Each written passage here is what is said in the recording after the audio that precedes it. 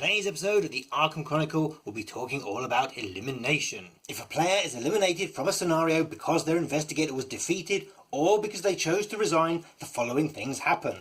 In the February 2017 FAQ, elimination was changed. A new Step 0 that takes place first before any other elimination effects was introduced. Now you must trigger any when the game ends abilities on each weakness the eliminated investigator owns that is in play. Then remove those weaknesses from the game. If it's an investigator specific weakness or a basic weakness, they return to the player's deck out of play.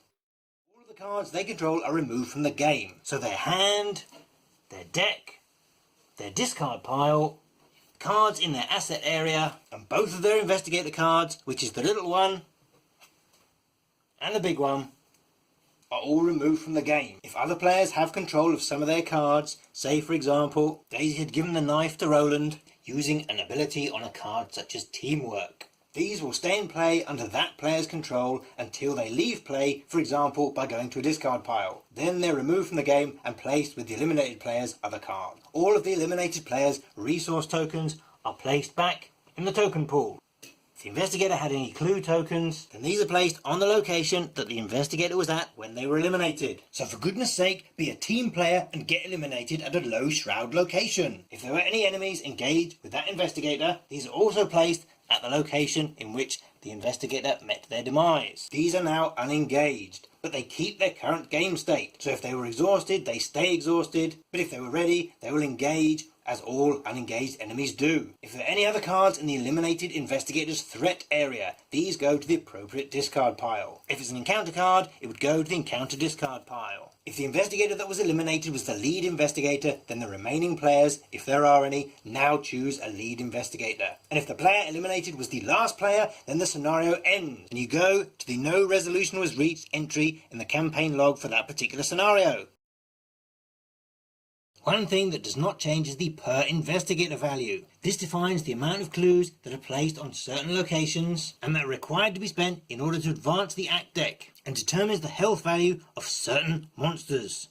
This value is set when players begin the scenario, so if a player is eliminated through defeat or resignation, this value remains the same. Things don't get easier.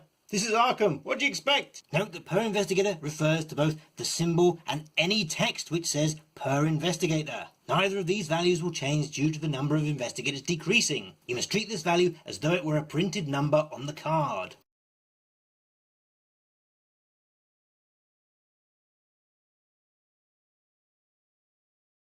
What's up, investigators? Why are you looking so sad? Are you having protection issues? You want to play multiplayer, but all your friends have maximum protection. Their investigators are in snaps and mini snaps and one touches, and you don't have a grown-up around to help you with a screw down.